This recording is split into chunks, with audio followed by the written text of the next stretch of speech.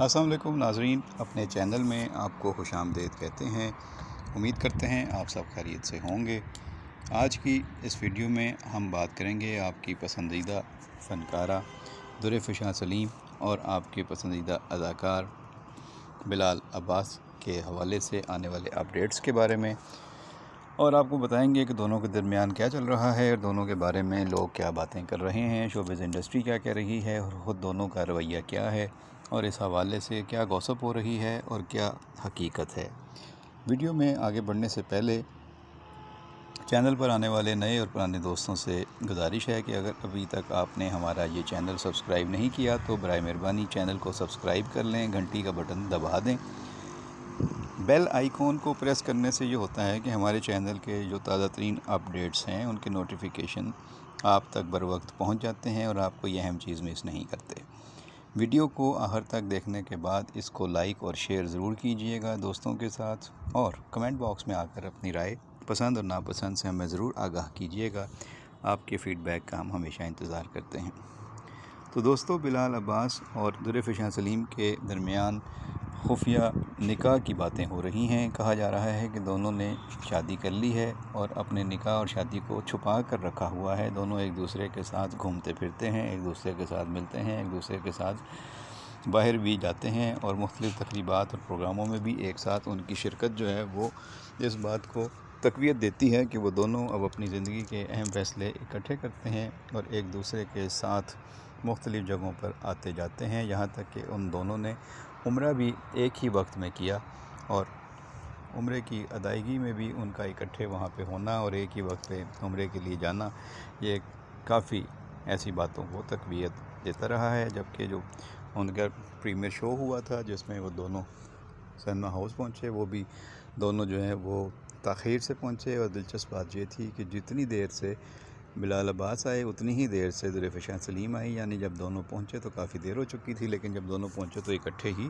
وہ وہاں پہ دیکھے گئے۔ اور ظاہر ہے کہ جب آپ شہرت حاصل کرتے ہیں اور آپ کا کوئی پروجیکٹ ہٹ ہو جاتا ہے تو پھر آپ کی چھوٹی چھوٹی جو حرکتیں ہوتی ہیں یا جو سرگرمیاں ہوتی ہیں ان کو نوٹس کیا جاتا ہے، اور لوگ جو ہیں وہ آپ کے پیار محبت کی جو ادائیں اور جو اشارے ہوتے ہیں ان کو سمجھتے ہیں یا ان سے مطلب نکالتے ہیں۔ ویسے بھی درفشاں سلیم کے حوالے سے جو ہے وہ پہلے یہ باتیں آتی رہیں کہ شہرت اور دولت حاصل کرنے سے پہلے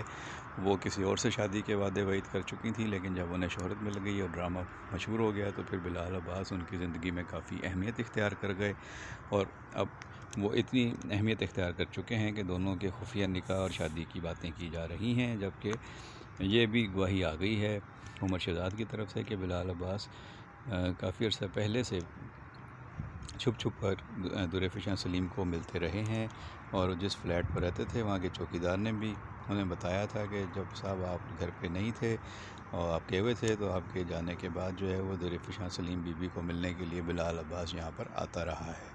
اب اللہ عالم یہ گواہی سچی ہے جھوٹی ہے، لیکن یہ بات ہوئی ہے، اور یہ بات جو ہے وہ اب سامنے آ چکی ہے اور اس پہ تبصرے اور باتیں ہو رہی ہیں۔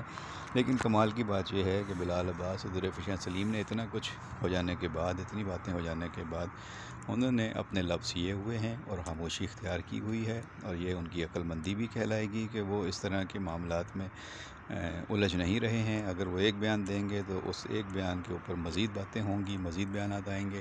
دراصل ان کی شہرت اور ان کی کامیابی سے حسد کرنے والوں کی تو ایک لمبی لائن ہے۔ بہت سے لوگ ان کا کیریئر گزر گیا اور وہ شہرت حاصل نہیں کر سکے، وہ بہت حیران ہیں کہ یہ لڑکی کل آئی اور آج اتنی شہرت اس کو مل گئی ہے، دولت مند ہو گئی ہے، شہرت ہے، اور اس کو جو ہے وہ ہر کمپنی جو ہے اپنے اشتہار میں لینے کے لیے محنتیں کر رہی ہے، اور ہر ڈرامہ پروڈیوسر اور پروڈکشن ہاؤس جو ہے وہ اس کو اپنے ڈرامے میں کاسٹ کرنا چاہ رہا ہے۔ تو آخر اس میں ایسی کیا چیز ہے جو اس کو سرخاب کے پر لگ گئے ہیں اور راتوں رات یہ شہرت اس کو مل گئی ہے، تو لوگ اس سے جل رہے ہیں، حسد کر رہے ہیں۔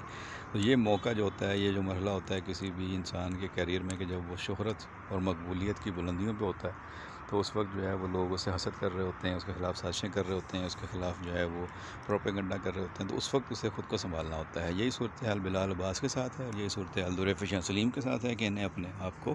بہت ہی محتاط انداز سے جو ہے وہ لے کر موو کرنا چاہیے، اور کوئی ایسا موقع نہیں دینا چاہیے جس پہ لوگ ان کے خلاف باتیں کر سکیں یا ان کے خلاف جو ہے وہ پروپیگنڈا کرنے والوں کو کوئی موقع ہاتھ لگے۔ تو ان دونوں کو خود اپنے معاملات میں بہت محتاط رہنا چاہیے۔ نکاح کرنا تو خیر عین شرعی کام ہے. اگر دونوں نے نکاح کر لیا ہے تو بہت اچھی بات ہے. اس کو پھر جب وہ مناسب سمجھیں اس کو جو ہے وہ ظاہر بھی کر دینا چاہیے. اور جو لوگ شوبز انڈسٹری میں ایسے ہیں جو بغیر نکاح کے یا بغیر شادی کے بھی اکٹھے گھومتے پھرتے رہے ہیں اور اکٹھے رہتے رہے ہیں، کیونکہ شوبز انڈسٹری میں ایسے بہت سے لوگ ہیں جو ان چیزوں کو معیوب نہیں سمجھتے اور اکٹھے رہ بھی لیتے ہیں اور گھومتے پھرتے بھی ہیں یورپ میں اور مختلف ملکوں میں.